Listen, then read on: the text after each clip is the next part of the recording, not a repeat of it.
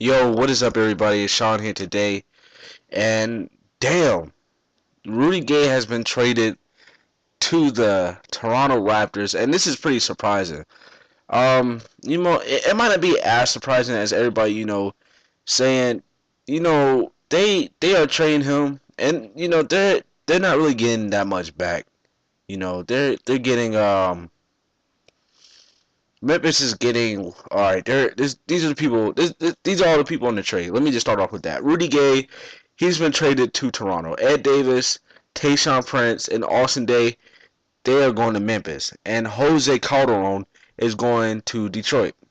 And what I'm getting by this trade is Memphis thinks they can be a better team without Rudy Gay. And you know it just seems they're that's what it's basically saying. Like they think they can be better without Rudy Gay. And when they played San Antonio in the playoffs, 2 years ago, they beat them in a 7 game series. They did not have Rudy Gay. They looked a way better team without Rudy Gay. Going to Zach Randolph and just worrying about the bigs. And Rudy Gay, I think he's really brought this team down. Not in like he's done everything. He's a good player.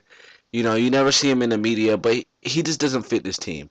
And I mean, you look at his stats and you see 17 points per game, and you see these stats, but you're blinded by the field goal percentage. He's barely shooting over 40%. John Hollinger, who just took over the Grizzlies and like vice president or something, and basketball operations, I think. So he's making these moves. He was on ESPN, and so last year they lost in the first round versus the Clippers. I'm pretty sure they were winning by like 40 something, weren't they? And then the Clippers came back and beat them, and ultimately that was the turnaround of the series. And now that kind of, I guess, putting in Grizzlies' eyes, like we need to trade Rudy Gay, and nobody was really gonna give anything, I guess, for Rudy Gay. I think this is the best offer they got, and it's I don't know if Rudy Gay's contract is running out. He probably has a pretty big contract. I don't know anything about his contract. But what I'm seeing here is they're getting pretty good people. They're getting Ed Davis. Ed Davis has been killing this year. He's very young. He likes to rebound. He reminds me of Maurice Spates, who was on Memphis. I think got traded or something like that. But he's out the media too. He doesn't talk that much. He's been working on his game.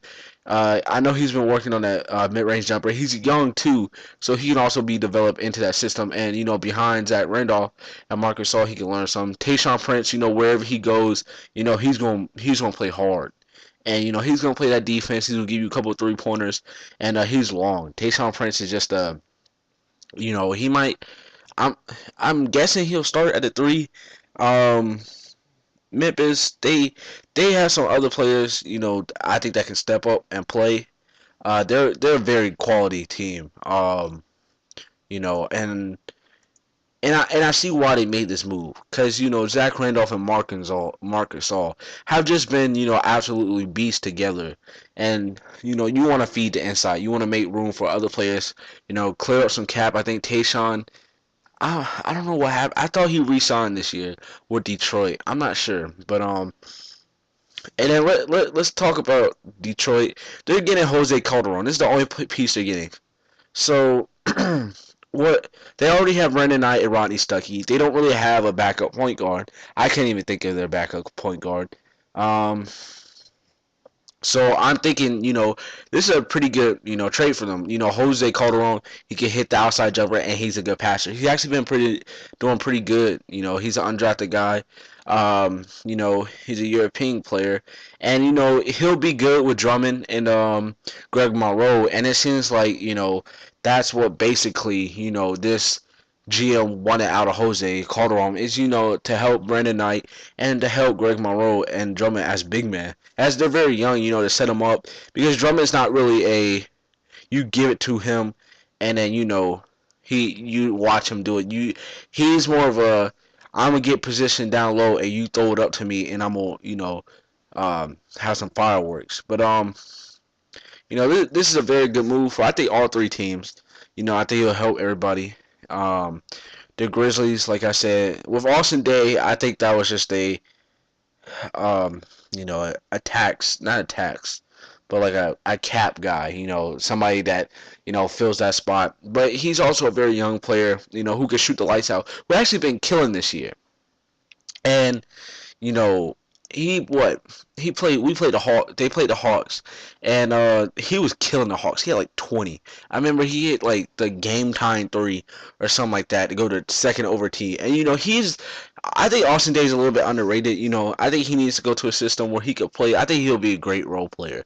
I don't think anything better than that. Come off the bench to give you 9 points a game, and no, he's gonna be pretty good. And it's just the Grizzlies, like I've been saying, it just seems, Ed Davis and Tayshaun, they're gonna be pretty good for this team. I think they'll be perfect for this team, honestly.